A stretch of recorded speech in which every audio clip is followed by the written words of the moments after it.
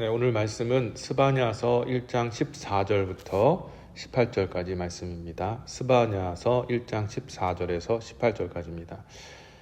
여호와의 큰 날이 가깝도다. 가깝고도 심히 빠르도다. 여호와의 날이 소리보다 용사가 거기서 심히 애곡하는도다. 그날은 분노의 날이요 환난과 고통의 날이요 황무와 폐괴의 날이요 캄캄하고 어두운 날이요 구름과 흑암의 날이요 나팔을 불어 경고하며 견고한 성읍을 치며 높은 망대를 치는 날이로다. 내가 사람들에게 고난을 내려 속경과 같이 행하게 하리니 이는 그들이 나 여호와께 범죄하였음이니라. 또 그들의 피는 흘리워서 티끌같이 되며 그들의 살은 분토와 같이 될지라. 그들의 은과 금이 여호와의 분노의 날에 능히 그들을 건지지 못할 것이며 이 온 땅이 여호와의 질투의 불에 삼키우리니 이는 여호와가 이 땅 모든 거민을 멸절하되 놀랍게 멸절할 것임이니라. 아멘. 자, 오늘 여러분과 함께 진멸의 끝이라는 제목으로 말씀 전하겠습니다. 자, 오늘 아침도 스바냐 말씀으로 은혜 나누길 원합니다. 하나님께서는 스바냐 선지자를 통해서 내가 지면에서 모든 것을 진멸하리라 라는 무섭고 두려운 심판의 메시지를 예루살렘 백성들에게 선포하셨습니다. 예루살렘 백성들은 하나님께서 특별히 구별하여 선택하신 하나님의 선민이었음에도 불구하고 하나님의 자비함 없는 이 모든 진멸하시는 그 선포의 메시지를 듣게 되었던 것이죠. 자, 그렇다면 왜 예루살렘 백성들은 하나님로부터 이런 자비 없는 무서운 심판을 받게 되는 지경에 이르렀을까요? 어제도 말씀드렸지만 두 가지 이유가 있다고 말씀드렸습니다. 첫 번째 이유는 요시야 왕이 신안 회복 운동을 하기 위해서 고군분투할 때 정작 함께 신안 회복 운동에 동참해야만 했던 예루살렘 백성들은 오히려 더 음란하게 우상 숭배하는 일을 자행했기 때문이었습니다. 둘째로 그들의 삶의 그 여유와 풍요로움으로 인해서 하나님의 살아계심을 오히려 의심하고 또 하나님을 만홀히 여기는 삶을 살았기 때문이죠. 이러한 예루살렘 백성들의 제약된 모습은 하나님의 노를 격발하기에 이르렀고요. 하나님께서는 스바냐 선지자를 통해서 내가 지면에서 모든 것을 진멸하리라 라는 무서운 심판의 메시지를 선포하시게 되었던 것입니다. 방금 말씀드렸던 것처럼 내가 모든 것을 진멸하리라 라는 하나님의 심판의 메시지를 이스라엘 백성들이 들었지만 그들은 그 주님의 말씀에, 그 무서운 말씀에 큰 관심을 두지 않았습니다. 왜냐하면 내가 지면에서 모든 것을 진멸하리라 라는 하나님의 경고가 그렇게 피부로 와닿지 않았기 때문이었습니다.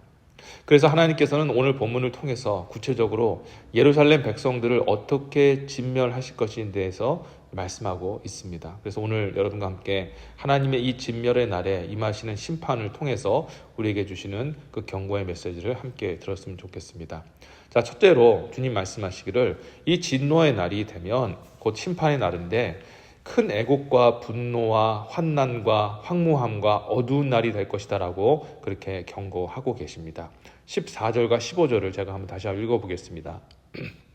여호와의 큰 날이 가깝도다. 가깝고도 심히 빠르도다. 여호와의 날이 소리로다. 용사가 거기서 심히 애곡하는도다. 그날은 분노의 날이요 환난과 고통의 날이요 황무와 폐괴의 날이요 캄캄하고 어두운 날이요 구름과 흑암의 날이요 라고 말씀하셨습니다. 진멸이라는 단어는 한자어로 쓰여진 단어인데 다할진, 멸할멸이라는 한자로 이루어진 단어로서요 끝까지 멸한다 라는 뜻을 가지고 있습니다. 자, 그러면 끝까지 멸함의 그 멸함의 끝은 어디일까요? 바로 죽음이죠. 이 세상에 존재하는 모든 사람들은 멸함의 끝, 곧 죽음을 두려워하죠. 그런데 죽음은 실제로 우리에게 큰 공포와 두려움을 주지만 막상 사람이 죽으면 오히려 육신은 그 모든 고통에서 자유하게 되는 그런 유익이 있습니다. 자, 그러면 사람에게 주어지는 가장 큰 고통이 무엇일까요? 그것은 죽음이 아니라 죽음을 향해 가면서 겪게 되어지는 모든 세상의 괴로운 감정들, 이것을 느끼며 살아가는 것이 바로 사람에게 주어지는 가장 큰 고통이다라는 것을 기억해야 합니다. 그러니까 살면서 기쁨이 아니라 미움과 분노를 가지고 살아가게 되는 것, 평안과 안식을 누리는 것이 아니라 환난과 고통 가운데 살아가는 것, 풍성함과 누림의 삶이 아니라 황무와 폐괴를 겪으며 살아가는 것, 밝고 명랑함이 아니라 캄캄함과 어두움 가운데 살아가는 것, 해와 맑음이 아니라 구름과 흑암 가운데 살아가는 것이 실은 죽음보다 더 큰 고통이요 괴로움이라는 것을 아셔야 하는 거예요. 하나님을 경외하지 않으며 하나님 없이 자기 뜻과 욕망을 쫓아 살아가는 사람들에게 주어지는 인생이 바로 이런 인생이라는 것을 우리가 기억해야 합니다. 둘째, 진멸의 날은요, 견고한 성읍이 무너지고 망대가 무너지는 날이다라고 하나님이 경고하시고 계십니다. 16절 보세요. 나팔을 불어 경고하며 견고한 성읍을 치며 높은 망대를 치는 날이로다. 진멸의 날이 오게 되면요, 나팔이 울리며 경고의 신호가 들리게 됩니다. 나팔이 울린다라는 것은 무슨 의미일까요? 대적이 쳐들어오고 있다라는 뜻이죠. 그런데 이 진멸의 날이 임하게 되면 대적이 침범에 들어올 때 성읍이 무너지게 된다라고 했습니다. 자, 이 말은 다시 말씀드려 대적이 공격해 올 때 그 대적을 막을 수 있는 그 어떤 도움도 받을 수 없다라는 것을 의미한다는 거예요. 높은 망대가 쳐서 무너진다는 것도 대적이 언제 어떻게 들어올지를 이제 알 수 없게 된다는 것입니다. 시편 94편 22절에 보면 다윗이 이렇게 선언했습니다. 여호와는 나의 산성이시요 나의 하나님은 나의 피할 반석이시다. 다윗의 고백을 통해서 살펴본다면 진멸의 날이 임하게 되면 하나님 백성들을 하나님이 보호해 주셨는데 큰 산성과 같은 하나님, 높은 망대 같은 하나님께서 산성과 같이 이스라엘 백성들을 그리고 하나님의 백성들을 보호해 주셨습니다.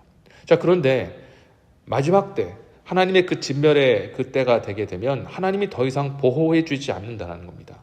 위기가 찾아와도 그 위기를 경고해 주시지 않는다는 것을 이야기하는 것이죠. 사도 바울도 하나님을 믿지 않는 강팍한 영혼들에게 내리시는 하나님의 가장 큰 심판이 바로 그들을 내버려 두는 것이다. 바로 유기하는 것이다 라고 로마서 1장 28절에서 선언하고 있습니다. 또 저희가 마음에 하나님 두기를 싫어하며 하나님께서 저희를 그 상한 마음대로 내어버려 두사 합당치 못한 일을 하게 하셨으니 하나님의 간섭하심이 없고요. 내 마음과 내 뜻대로 살아도 문제없이 살아가는 것이 결코 좋은 것이 아니다라는 것을 생각해야 됩니다. 영적으로 볼 때는 바로 그 상황, 내 마음대로 살아가는데 하나님이 나에게 간섭도 안 하시고 뭔가 내 뜻대로 다 일이 잘 풀려져 가는 그 순간이 오히려 인생의 가장 큰 위기, 영적으로 볼 때 가장 큰 위험한 상태라는 것을 아셔야 합니다. 왜냐하면 하나님은 사랑하는 일을 절대 그대로 방치해 두시거나 유기하지 아니하시고 언제나 사랑으로 우리 삶에 관여해 주시는 분이시기 때문이라는 거죠. 마지막으로 이 진멸의 날이 찾아오게 되면 영적으로 소경되는 그런 안타까운 일이 일어난다라고 말씀하십니다. 17절 보겠습니다. 내가 사람들에게 고난을 내려 소경과 같이 행하게 하리니 이는 그들이 나 여호와께 범죄하였음이니라. 또 그들의 피는 흘려서 틸끝같이 되며 그들의 삶은 분토같이 될지라 라고 하셨어요. 하나님 진멸의 날이 임하게 되면요, 사람은 고난에 처하게 됩니다. 그런데 고난은 때로는 우리에게 유익을 줍니다. 하지만 하나님이 진멸의 날로 주시는 그 고난은요, 어떤 고난이냐? 극심한 고난으로 인해서 하나님에 대한 소망이 끊어지게 되는 그 날이라고 하십니다. 그러니까 사람이 고난에 처하게 되어지게 되면 오히려 하나님을 붙잡게 되고 하나님을 바라볼 수 있게 되는 유익이 있죠. 그런데 그때에 하나님께서 그렇게 우리의 소망이 되어지는 이유는 하나님이 나타나 주셨기 때문 아니겠습니까? 그런데 하나님의 심판의 날이 임하게 되면 극심한 고난이 임하게 되어져서 결국 하나님을 향한 그 소망의 끝마저도 사라지게 된다는 겁니다. 바라고 바랬던 그 하나님, 부르고 불렀던 그 하나님이 응답을 해주지 아니하시고 여전히 계속해서 고통 가운데 있게 되면 결국에는 믿음이 약해지고 결국 하나님께서 우리의 시야와 마음에서 사라지게 되어지는 정말 불행한 일이 일어나게 된다는 것이죠. 한 영혼이 하나님을 잃어버리게 되면 어떤 일이 일어나게 됩니까? 유리방황하는 인생을 살게 되는 것입니다. 목적도 방향도 없이 그저 흘러가는 대로 사는 인생, 마지막 남은 한 줌의 그 힘을 다 소진하고 쓰러져 죽음을 맞을 때 그 죽음의 자리가 아무 의미도 없는 무가치한 자리가 되어버리는 정말 죽음마저도 정말 아무것도 아닌 그런 심판이 임하게 된다는 것이죠. 이게 바로 하나님께서 경고하시는 진멸의 때이며 그 진멸의 마지막 때라는 것을 아셔야 합니다. 자, 오늘 여러분 이 스바냐를 통해 선포하신 하나님의 심판의 메시지를 통해서 여러분 무엇을 깨닫게 되셨습니까? 이 말씀을 들으신 성도님들은 한 가지 반드시 기억해야 될 것이 있습니다. 그것은 비록 삶에 환난과 고통이 있어도 하나님께서 나를 붙잡고 주고 계심이 은혜요, 우리가 절대 놓칠 수 없는 복 중에 복이 된다는 사실을 여러분 기억해야 합니다. 무엇인가 잘 되어지고 해결되어지고 이루어지는 것, 이것도 복이지만 그러나 더 큰 복은 환난 가운데 하나님께서 나를 붙잡아 주고 계시고 또 하나님의 그 섭리하심과 그 인도하심이 계속해서 있어지는 것, 그것이 바로 복이라는 것을 기억해야 합니다. 왜냐하면 하나님이 우리의 손을 놓아버리시면 우리는 즉시로 모든 고통과 절망과 괴로움의 밑바닥으로 떨어져 버리기 때문이죠. 그때는 아무도 나의 고통을 알아주지 않습니다. 아무도 도와주지 못합니다. 도와주지도 않습니다. 그 지경에 이르면 소멸하는 것이 괴로움을 당하는 것보다 더 복되다라고 할 정도입니다. 이와 같이 하나님을 잃어버리는 것이 얼마나 불행한 일인지, 하나님의 간섭하심을 우리가 받지 못한다는 것이 얼마나 절망인지를 그때는 깨닫게 되는 것이죠. 그래서 저와 여러분들이 이제 생각을 바꿔야 합니다. 하나님께서 나를 붙잡아 주고 계시고 내 인생에 관여해 주시고 내 인생을 주관하여 주시며 진심으로 감사드려야 될 줄 믿습니다. 때로는 우리의 생각과 하나님의 생각이 달라서 우리의 생각이 하나님의 뜻에 의해서 때로는 절망이 되어지고 또 꺾이게 되어지고 또 포기해야 될 그런 순간이 있을지도 모르겠습니다. 그런데 그것이 싫어서 하나님을 떠나거나 하나님 없이 살겠다라고 하는 것만큼 어리석고 바보 같은 삶은 없습니다. 여러분, 하나님 없는 자유는 아무 의미가 없고 오히려 멸망에 들어가는 길이라는 것을 기억해야 합니다. 잠깐의 만족과 즐거움을 위해서 하나님을 떠나는 삶은 정말 어리석은 삶이 아닐 수가 없습니다. 우리 인생에 하나님께서 관여해 주시고 강하게 이끌어 가실 때 오히려 감사하면서 하나님 나를 붙들어 주셔서 감사합니다 라고 그렇게 고백하며 저와 여러분의 삶을, 인생을 하나님께 맡겨드리시는 저와 여러분 되시길 바라겠습니다. 그렇게 하나님께 인도함을 받으면 하나님은 우리를 절망으로 인도하지 않으십니다. 하나님은 우리에게 참 기쁨과 즐거움과 행복의 자리로 결국엔 인도해 주십니다.